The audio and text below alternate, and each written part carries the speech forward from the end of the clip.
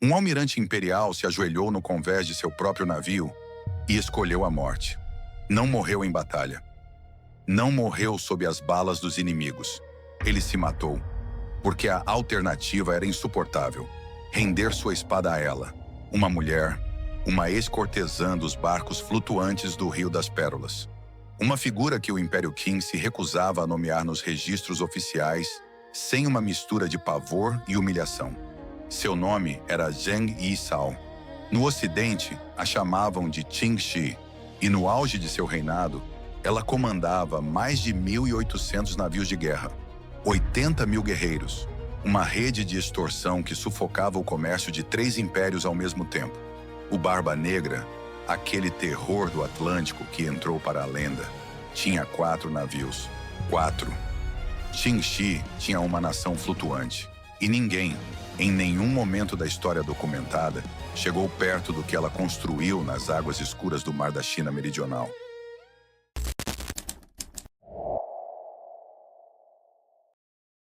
O sul da China, no final do século XVIII, era um lugar onde nascer pobre era uma sentença. A dinastia Qin controlava um império colossal, mas suas costas estavam apodrecendo por dentro. 75% dos postos militares litorâneos operavam com 10 soldados ou menos. Muitos tinham apenas 2 homens entre o oceano e as vilas de pescadores famintos. Nessas mesmas águas, o comércio internacional explodia. Navios carregados de seda e prata cruzavam o delta do Rio das Pérolas com regularidade insolente. A única porta legal era Cantão, uma cidade onde riqueza e miséria se olhavam nos olhos, sem que ninguém fizesse nada. Foi aqui que Xiang nasceu, por volta de 1775, sem registro oficial, sem nome nos arquivos do Estado. Para o Império, ela não existia. Filha do povo Tanka, os povos dos barcos, ela cresceu sobre a água. Quando a necessidade chegou, foi levada para os barcos de flores do Rio das Pérolas. Os barcos de flores não eram o que o nome sugere. Embarcações de múltiplos andares com madeiras entalhadas, lâmpadas importadas e salões de recepção. Uma cidade flutuante de entretenimento no coração de Cantão. Ali mandarins, generais e mercadores se embriagavam e falavam, e Xiang ouvia tudo. Os registros a descrevem como uma astuta mulher de negócios. Ela aprendia geopolítica entre confissões, entendia rotas comerciais e vulnerabilidades do império antes de entender o que acumulava. Poder, informação como arma, silêncio como estratégia. Lá fora, no Vietnã, uma rebelião transformava pescadores em veteranos de guerra. O regime Tai Son recrutou piratas de Guangdong como mercenários, treinou-os em táticas navais e os devolveu ao mar como máquinas de combate. Quando a dinastia caiu, esses guerreiros voltaram para a costa da China, sem emprego, sem lealdade, sem líder. O exército flutuante estava à espera, e ela estava prestes a encontrá-lo.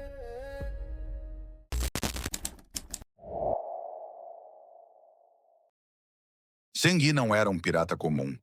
Ele vinha de uma linhagem criminosa que dominava o Mar da China Meridional há décadas. Comandava entre 200 e 600 navios. Era veterano das guerras de corso vietnamitas e um senhor da guerra com músculo militar suficiente para intimidar qualquer armada provincial. Mas lhe faltava algo que ele não sabia nomear.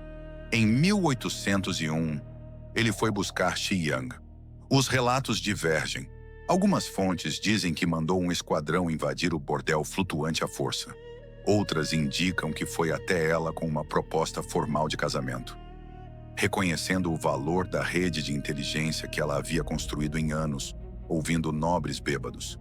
De qualquer forma, Xiang não aceitou qualquer posição. Ela exigiu uma parceria real. 50% de todos os lucros. Comando operacional direto sobre partes da frota. Uma voz igual em todas as decisões estratégicas. Zheng Yi aceitou. Ao selar o acordo, ela se tornou Zheng Yisao. No Ocidente chamariam de Qin Shi, mas esses nomes escondiam o que ela realmente era. A arquiteta de algo que o mundo nunca havia visto. Juntos eles não apenas piratearam, Eles construíram um monopólio. Percorreram a costa convencendo, coagindo e aterrorizando os chefes piratas rivais a se unirem a uma única confederação. Em 1805, isso se tornou oficial. A Confederação Pirata de Guangdong, subdividida em 6 frotas táticas, cada uma sob uma bandeira de cor diferente: vermelho, preto, branco, azul, verde, amarelo. Em poucos meses, a armada combinada alcançou entre 40 mil e 70 mil guerreiros e mais de 400 embarcações de guerra. Para ter a dimensão disso, o Barba Negra aterrorizou o Atlântico com 4 navios e 300 homens. Toda a sua operação caberia num único setor da Frota Vermelha de Qingxi. E então, em novembro de 1807, Zheng Yi morreu. Alguns registros dizem que foi um tufão, outros, ferimentos de combate no Vietnã. Os arquivos não concordam, mas o efeito foi imediato e devastador. 5 almirantes, 5 frotas inteiras, cada um com efetivo suficiente para uma guerra particular. E nenhum inclinado a obedecer uma viúva cujas origens remontavam aos bordéis flutuantes. Qualquer outro teria recuado. Qingxi atacou. Sua primeira jogada foi cirúrgica. Aproximou-se de Zhang Bao, o filho adotivo de Zheng Yi, um jovem pescador que o Lorde Pirata havia capturado e promovido à posição de comandante tático favorito das tropas de choque. Zhang Bao era o ídolo dos soldados. Com ele ao seu lado, qualquer motim das bases seria suicídio. Ela o nomeou seu lugar-tenente supremo no mesmo dia. Depois convocou os almirantes. E não pediu, explicou. A rede logística, as rotas de comércio, os armazéns de suprimentos, a inteligência de Cantão, tudo estava nas mãos dela. Sem ela, a confederação morreria de fome antes de ser destruída pelos imperiais. Os 5 almirantes cederam. Zheng Yisao foi nomeada, formalmente, soberana-chefe da Confederação Pirata do Sul da China. Mas ela não parou no domínio militar. Ela transformou o crime em sistema. Todo navio que cruzasse as águas do sul da China, desde a menor traineira de pesca até as massivas naus mercantes europeias, era obrigado a comprar um passaporte de proteção. Uma licença emitida pelos próprios piratas. Navios com o documento navegavam em paz. Navios sem ele eram confiscados, suas tripulações vendidas ou mutiladas. Ela instalou postos de cobrança dentro dos próprios portos continentais chineses. Alfândegas piratas operando em praça pública, com a eficiência burocrática de uma nação europeia. E identificou o ponto mais sensível do império: o sal. O monopólio do sal era a espinha dorsal fiscal da dinastia Qing. Tão vital quanto o ar, tão pesado quanto o ferro, tão lucrativo quanto seda pura. Qingxi bloqueou as rotas governamentais e assumiu o controle da distribuição no sul da China. O próprio imperador em Pequim era agora, na prática, obrigado a negociar com ela para que o sal chegasse às províncias. Uma ex-cortesã sem registro no império estava cobrando impostos do imperador. Ela também criou uma constituição. O Código Penal da Frota da Bandeira Vermelha era o mais rígido já registrado na história da pirataria. Deserção, morte. Saque não autorizado em aldeias aliadas, morte. Desobedecer uma ordem em combate, morte. Mas lealdade era recompensada. Habilidade militar abria portas para a ascensão. Para um lavrador miserável da dinastia Qing, juntar-se à frota de Qingxi era, paradoxalmente, um dos únicos caminhos para uma vida melhor. Cada peça estava no lugar. O imperador em Pequim levou tempo demais para entender o que crescia em suas costas. Quando entendeu, já era tarde.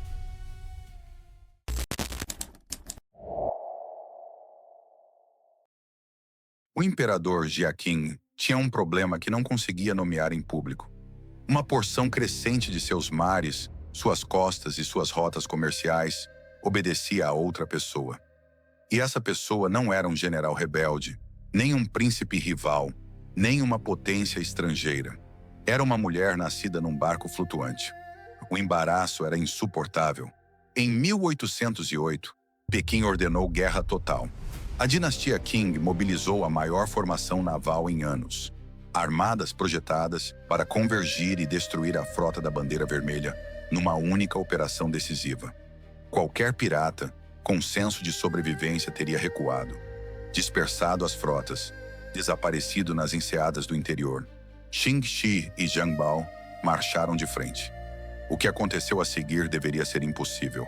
Os juncos de guerra de Qin Shi tinham vantagens que os almirantados ocidentais não conseguiam replicar. Fundos planos que permitiam navegar em águas rasas, onde fragatas britânicas encalhariam. Compartimentos internos estanques que impediam naufrágios rápidos mesmo sob bombardeio pesado. Como câmaras blindadas, contendo os danos dentro de si. Velas de bambu articuladas que podiam ser ajustadas em pleno combate como persianas, enquanto galeões europeus lutavam contra o vento como edifícios de 8 andares, tentando fazer uma curva. Essas embarcações não eram navios de guerra, eram organismos. Os juncos engajaram as linhas imperiais frontalmente e as destruíram. Metade das armadas Qing mobilizadas foi incinerada, bombardeada ou capturada. 63 navios imperiais foram rebocados de volta para a frota de Qin Shi, agora parte de seu exército. Os marinheiros capturados recebiam uma escolha: jurar lealdade imediata e se juntar aos saques, ou ser acorrentados ao tombadilho e executados a bastonadas. A maioria escolhia a lealdade. Um oficial chamado Lin Guoliang tentou com 35 navios. Foi rechaçado. Sun Quan tentou com 100 navios de guerra. Uma frota que seria considerável para qualquer potência europeia da época foi dizimada ou dispersada rumo ao exílio. E então chegou a notícia que gelou os corredores imperiais de Pequim. O almirante Kuo Lang se suicidou. Não morreu em batalha. Escolheu a morte para não ter que render sua espada a ela. Preferia se extinguir a conviver com a humilhação do que aquele nome representava. Zheng Yisao. Pequim estava sem opções e foi buscar ajuda fora de suas fronteiras. Os portugueses em Macau haviam perdido navios para os piratas desde setembro de 1809. O leal senado da cidade de Macau reuniu suas fragatas, seus brigues e sua artilharia, e aceitou a proposta imperial. O vice-rei chinês pagou o equivalente a 80 mil taéis para comprar a cooperação portuguesa. Uma aliança sem precedentes. A dinastia Qing e as forças coloniais de Lisboa, unidas contra uma única inimiga. A operação foi concentrada na Boca do Tigre. Entrada rochosa do estuário de Humen, onde Zhang Bao e suas frotas vermelhas foram encurralados em Tung Chung Bay. O cerco durou semanas. As salvas de canhão portuguesas dispararam por mais de 9 horas seguidas em alguns confrontos. Os guerreiros de Zhang Bao eram fustigados de todos os lados, com a frota imperial Qing no flanco oposto, que, registram as crônicas, com ironia histórica, frequentemente se recusou a engajar quando mais era necessário. A ração dos piratas encurralados era arroz fervido. Quando havia arroz, às vezes lagartas. O oficial inglês Richard Glasspool, capturado pelos piratas e mantido como refém nessa mesma frota por meses, deixou registros viscerais do período. Descreveu incursões selvagens, disciplina brutal e uma liderança que infundia terror real em todos ao seu redor. Então os portugueses soltaram os brulotes, barcos incendiários, encharcados de substâncias combustíveis e rastilhos flamejantes. Foram lançados contra a massa compacta de juncos encalhados na enseada. Se o fogo atingisse os cordames de bambu e as velas ressecadas, seria o fim. Os homens de Qin Shi não recuaram. Com ganchos de abordagem e barquinhos ligeiros, eles agarraram os brulotes em chamas, extinguiram as labaredas e redirecionaram as quilhas ardentes, de volta, contra os bloqueadores. As frotas coligadas reclamaram troféus. Mais de 15 juncos destruídos, segmentos da frota vermelha alquebrantados. Zhang Bao havia perdido muito, mas a liderança escapou. Qin Shi estava intacta, e ela já sabia com uma clareza que seus inimigos ainda demorariam a entender que a batalha mais importante dessa guerra nunca havia acontecido no mar. Aconteceria numa mesa de negociação, e nenhum canhão do mundo a impediria de vencê-la.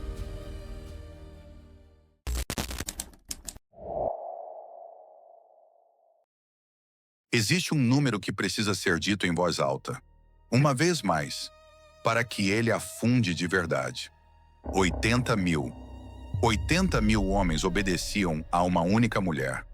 Uma frota maior do que os exércitos permanentes de boa parte das nações europeias da época. Uma organização com impostos próprios, leis próprias, rotas de comércio próprias e uma constituição penal mais rígida do que qualquer código pirata já registrado na história documentada da humanidade. E essa mulher havia nascido sem nome nos registros do Império, invisível para o Estado desde o dia em que chegou ao mundo. Ela veio dos barcos de flores do Rio das Pérolas, onde cortesãs e canções melancólicas atendiam mandarins inebriados. De lá, ela coletou segredos. Aprendeu geopolítica entre copos de vinho e confissões de nobres, e usou cada fragmento de informação como uma pedra no alicerce de algo que o mundo jamais viu antes, e não voltou a ver depois. Mas o que exatamente foi Zheng Yisao? Um Estado? Uma máfia? Um exército? Uma empresa?